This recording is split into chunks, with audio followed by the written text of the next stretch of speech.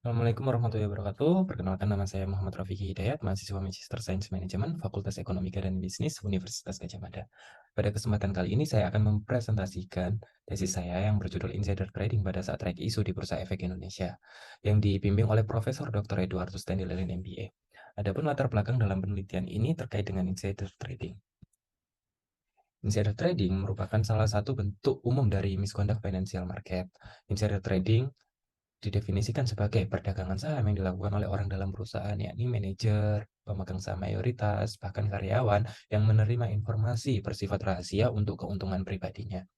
Nah, insider trading itu sering identik pada saat aksi perusahaan diumumkan, seperti sessionate equity offering, include terkait dengan HMTE dan non-HMTE, yang selanjutnya terkait dengan stock repurchase, bahkan merger dan akuisisi. Adapun beberapa alasan kenapa insider trading itu identik pada saat aksi perusahaan. Yang pertama, dengan market reaksi yang berlebihan pada saat pengumuman aksi perusahaan itu mampu dimanfaatkan oleh insider.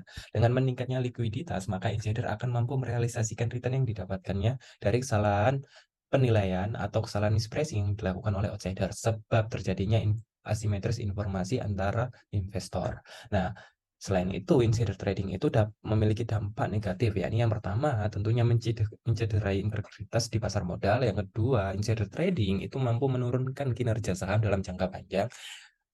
Yang keempat adalah insider trading mampu meningkatkan cost of trading, dan insider trading itu mampu meningkatkan cost of capital bagi perusahaan kecil. Oleh sebab itu, beberapa regulasi itu dikeluarkan untuk mengatasi permasalahan insider trading, yakni seperti melakukan short swing profit hingga melakukan bailout pada manajer di sekitar aksi pengumuman. Di Indonesia sendiri itu tertuang dalam BOJK nomor 78 tahun 2017, di mana ancaman sanksi pidana dan administratif ditetapkan pada orang yang terbukti melakukan insider trading. Namun faktanya insider itu mampu mentransfer informasi yang bersifat rahasia itu melalui social network. Beberapa penelitian itu menunjukkan bahwa insider trading itu melakukan perdagangan saham melalui akun keluarganya dan mendapatkan keuntungan yang lebih besar pula. Oleh sebab itu, sulit untuk regulator untuk mendeteksi insider trading. Diperlukannya sebuah pengukuran terbaru untuk mendeteksi insider trading. Salah satu ukuran yang dilakukan untuk mendeteksi insider trading adalah order imbalance. Nah, order imbalance itu sendiri merupakan ketidakseimbangan volume beli dan volume jual saham pada periode tertentu. Beberapa penelitian sebelumnya juga menunjukkan bahwa insider trade order imbalance mampu memprediksi adanya asimetri informasi di antara investor retail, dan order imbalance itu juga mampu mencerminkan adanya informasi yang bersifat rahasia. Sehingga rumusan masalah dalam penelitian ini yang pertama, di mana dari penelitian sebelumnya itu menunjukkan bahwa perdagangan saham yang dilakukan oleh insider dengan informasi yang superior akan mendapatkan keuntungan yang konsisten di pasar modal negara berkembang. Indonesia sendiri merupakan negara berkembang namun turut berkontribusi signifikan pada perekonomian dunia, di mana Indonesia itu juga termasuk dalam G20 yang perekonomiannya berpengaruh pada perekonomian dunia. Nah, hal itu juga diikuti dengan perkembangan yang pesat di sisi pasar modal di Indonesia. Nah, beberapa aksi perusahaan yang sering terjadi di Indonesia itu adalah reg isu itu sendiri. Nah, selain itu ada gap fenomena yang terjadi di Indonesia, di mana PT Juska Financial Indonesia yang mam ter, di Indonesia itu mengindikasikan terjadi insider trading dengan Juska Group. Nah, selain itu, adapun gap empiris dalam penelitian ini, yang pertama, Zyarki dan kawan-kawan menemukan bahwa perdagangan yang dilakukan oleh insider sebelum pengumuman buyback dan sessionate equity offering itu berpengaruh positif pada return, sehingga hal itu tidak menunjukkan bahwa insider trading akan mendapatkan keuntungan pada saat sessionate equity offering. Sedangkan insider trading secara definisi itu mendapatkan keuntungan. Nah, selain itu adapun gap penelitian yang sebelumnya, yang menggunakan ukuran order imbalance itu hanya mendeteksi terkait dengan asimetris informasi, namun belum membuktikan bahwa penggunaan order imbalance untuk mendeteksi insider trading itu akan mendapatkan return. Sehingga dari rumusan masalah tersebut muncullah beberapa pertanyaan penelitian yang kami ajukan. Yang pertama adalah apakah terjadi insider trading pada saat lagi isu di Bursa Efek Indonesia? Yang kedua, apakah insider trading itu memiliki informasi tentang kinerja operasional perusahaan di masa depan? Dan yang ketiga, apakah insider trading berpengaruh pada sentimen investor? Adapun tujuan penelitian sesuai dengan pertanyaan penelitian. Berikut adalah teori yang saya gunakan dalam membuktikan insider trading pada saat track isu di Bursa Efek Indonesia. Saya menggunakan joint signal theory, di mana yang diperkenalkan oleh John dan Mirza pada tahun 90, di mana John dan Mirza berpendapat bahwa perdagangan yang dilakukan oleh insider pada saat sebelum pengumuman aksi perusahaan akan memberikan sinyal tambahan di pasar yang pada akhirnya akan mempengaruhi kredibilitas sinyal dalam pengumuman event. Nah, beberapa penelitian terdahulu yang saya gunakan sebagai acuan dalam penelitian ini, yang pertama Liko dan kawan-kawan pada tahun 2009 yang membuktikan bahwa insider akan mendapatkan keuntungan yang konsisten di konteks negara berkembang. Yang kedua adalah penelitian yang dilakukan oleh Q dan kawan-kawan tahun 2018, di mana informasi tentang kinerja operasional menjadi salah satu konten dari insider trading di Cina. Yang ketiga adalah penelitian dari Suk dan Wang tahun 2021, di mana Suk dan Wan membuktikan adanya perbedaan informasi antara insider dan outsider akan menguntungkan insider dengan menggunakan strategi kontra. Dan selanjutnya adalah penelitian yang dilakukan oleh Ziyaki dan kawan-kawan yang membuktikan bahwa konten informasi yang dimiliki oleh insider pada saat buyback dan SEO adalah kinerja operasional, cost of capital, dan sentimen investor. Rio dan kawan-kawan tahun 2022 membuktikan bahwa penggunaan order imbalance lebih dari satu standar deviasi untuk membuktikan insider trading tidak menyelesaikan masalah asimetris informasi yang terjadi di Korea. Berikut pengembangan hipotesis yang saya ajukan dari beberapa penelitian sebelumnya. Yang pertama, terjadi insider trading pada saat track isu, di mana Leng dan Zhao tahun 2014 membuktikan bahwa insider akan menggunakan informasi superior sebelum pengumuman dan menjual sahamnya setelah pengumuman untuk merealisasikan abnormal return yang didapatkannya. Sehingga apabila order imbalance perusahaan yang mengindikasikan insider trading dalam tanda kurung order imbalance melebihi satu standar deviasi berpengaruh negatif pada return sebelum dan setelah pengumuman aksi reg isu itu diumumkan, maka membuktikan terjadi insider trading pada saat reg isu di Bursa Efek Indonesia. Yang kedua adalah insider trading dan kinerja operasional perusahaan. Insider tentunya memiliki informasi tentang kinerja perusahaan seperti efisiensi operasional, bahkan rencana ekspansi secara detail. Sehingga insider memiliki informasi tentang kinerja operasional perusahaan di masa depan. Oleh sebab itu, penelitian ini mengajukan hipotesis insider trading berpengaruh positif kepada kinerja operasional perusahaan di masa depan. Dan yang ketiga adalah insider trading dan sentimen investor. Apabila insider tidak memiliki informasi tentang kinerja operasional perusahaan di masa depan, maka insider itu mengenali secara pasti tentang pasar mereka. Dan selain itu, insider itu lebih cenderung untuk mendorong terjadinya misvaluasi atau mispricing dengan melakukan penjualan saat valuasi saham mereka turun, dan sebaliknya cenderung akan menjual pada saat valuasi saham mereka itu tinggi. Sehingga hipotesis ketiga dalam penelitian ini, insider trading berpengaruh negatif pada sentimen investor. Adapun metode penelitian yang saya gunakan dalam penelitian ini terkait dengan data dan sampel. Yang pertama, data itu saya ambil dari Teachme untuk terkait dengan pengukuran order imbalance.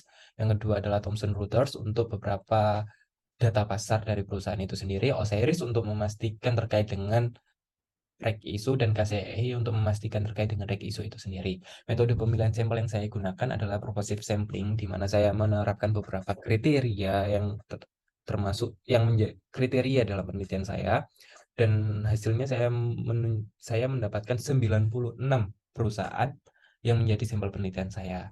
Adapun definisi operasional variabel dalam penelitian ini, untuk dependent variabel terkait dengan abnormal return, saya menggunakan dua ukuran. Yang pertama terkait dengan kumulatif abnormal return dan buy and hold abnormal return yang diukur melalui pasar. Yang kedua, untuk terkait dengan kinerja operasional perusahaan di masa depan, saya menggunakan return on asset, dan yang terakhir adalah sentimen investor, saya menggunakan firm specific sentimen investor. Nah, untuk variabel independennya itu sendiri, yang pertama terkait dengan tentunya order imbalance, di mana order imbalance adalah volume posisi beli dikurangi dengan volume posisi jual dibagi dengan jumlah volume pada periode pada periode periode tertentu. Dan yang kedua adalah info. Info adalah simbol dari indikasi insider trading, di mana setara dengan setara dengan 1 jika terdapat indikasi insider trading, di mana OI lebih dari 1 standar deviasi itu sendiri. Berikut model empiris dalam penelitian ini. Nah, adapun hasil dari penelitian ini, yang pertama terkait dengan statistik deskriptif, kita dapat melihat bahwa kumulatif abnormal return akan meningkat hingga sampai 144% maksimalnya dan minimumnya hingga sampai negatif 117% pada saat aksi perusahaan itu telah diumumkan. Nah, hal itu juga diikuti dengan rangkaian order imbalance itu juga akan meningkat setelah aksi pengumuman perusahaan itu diumumkan ya. Nah, adapun beberapa uji yang saya lakukan dalam penelitian ini yang terkait dengan uji multikolinearitas, di mana semua model yang saya ajukan dalam penelitian ini itu tidak terjadi multikolinearitas. Yang kedua terkait dengan uji heteroskedastisitas menggunakan Bruce-Bagen, dan saya menemukan beberapa model saya itu terjadi heteroskedastisitas. Untuk mengatasi permasalahan heteroskedastisitas, saya menggunakan estimasi menggunakan robust test memperkuat untuk untuk memperkuat temuan saya itu sendiri. Selanjutnya adalah pengujian hipotesis 1 pada tabel kumulatif abnormal return 5 hari dan 10 hari itu menunjukkan hasil yang sama, di mana kombinasi antara info dengan order imbalance setelah aksi perusahaan itu berpengaruh negatif pada kumulatif abnormal return. Maknanya di sini adalah bahwa ketika kumulatif abnormal return itu naik, maka akan diikuti dengan posisi jual yang lebih banyak oleh insider trading itu sendiri, sehingga mereka mampu merealisasikan return pada saat setelah aksi perusahaan, khususnya di sini reg issue itu diumumkan. Nah, yang kedua adalah pengujian hipotesis untuk buy hold abnormal return, masih di hipotesis pertama. Nah, namun hasilnya membuktikan bahwa perdagangan yang dilakukan oleh insider trading sebelum aksi perusahaan itu tidak mampu mempredik sebelum aksi perusahaan itu tidak berpengaruh pada buy hold abnormal return. Maknanya di sini bahwa insider itu cenderung untuk mendapatkan return jangka pendek daripada mereka harus menunggu dalam periode waktu sampai 90 hari maupun 10 hari setelah pengumuman itu sendiri. Nah, sehingga dalam pengujian hipotesis 1 saya berhasil menolak hipotesis 0.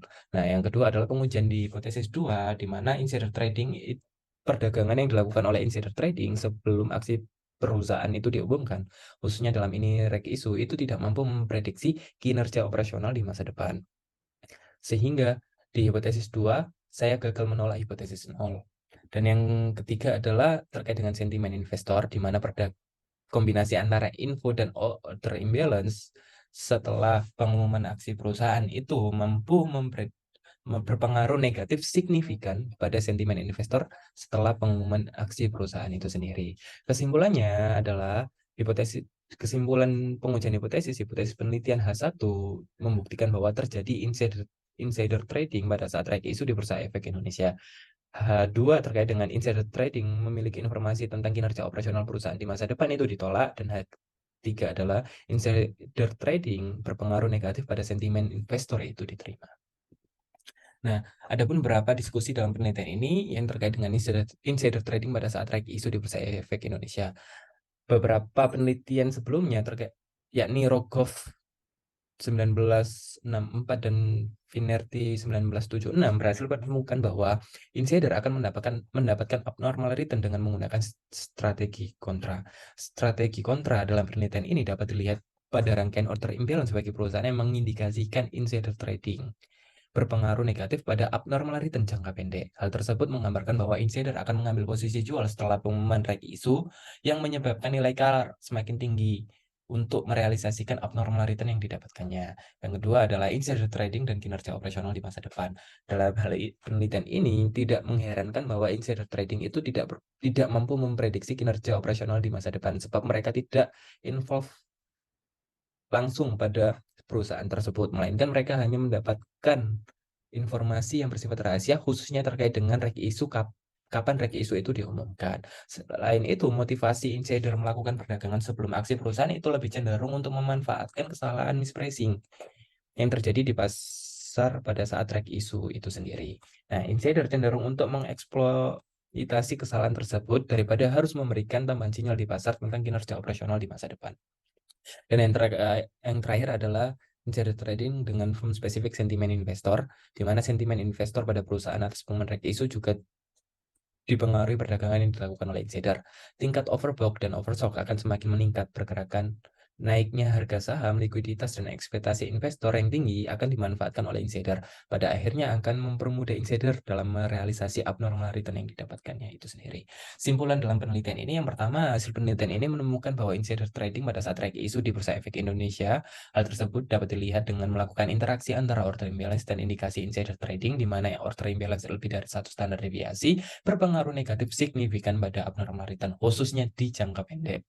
Sedangkan untuk pengujian kinerja operasional di masa depan, penelitian ini tidak mampu membuktikan bahwa insider trading itu memiliki informasi terkait dengan kinerja operasional di masa depan. Dan yang ketiga adalah penelitian ini berhasil membuktikan bahwa alternatif insider itu tahu secara pasti pasti terkait dengan pasarnya itu sendiri, sehingga mereka memanfaatkannya untuk terjadinya mispricing atau misvaluasi dan memanfaatkannya untuk melakukan perdagangan saham. Nah, adapun keterbatasan dalam penelitian ini, yang pertama, penelitian ini tidak dapat membuktikan siapa insider trading tersebut. Contohnya, apakah insider trading itu investor retail atau institusional, bahkan foreign, karena ketidaktersediaan data di Indonesia itu sendiri. Yang kedua, penelitian ini hanya terbatas pada saat track isu, sebab adanya keterbatasan waktu dalam penelitian. Dan yang selanjutnya adalah implikasi dalam penelitian ini. Yang pertama, kami berkontribusi bagi regulator untuk memberikan keterbukaan informasi terkait dengan perdagangan saham itu sendiri. Dan yang kedua adalah membatasi apabila order imbalance yang abnormal sebelum pengumuman aksi perusahaan itu untuk dibatasi. Yang ketiga adalah penelitian ini berkontribusi pada penelitian sebelumnya atau melengkapi penelitian sebelumnya yang dilakukan oleh Ryu dan kawan-kawan yang menggunakan ukuran order imbalance lebih dari satu standar deviasi untuk mendeteksi insider trading dengan menambahkan order imbalance lebih dari satu standar deviasi itu mampu menghasilkan abnormal return dalam jangka pendek. Dan terima kasih.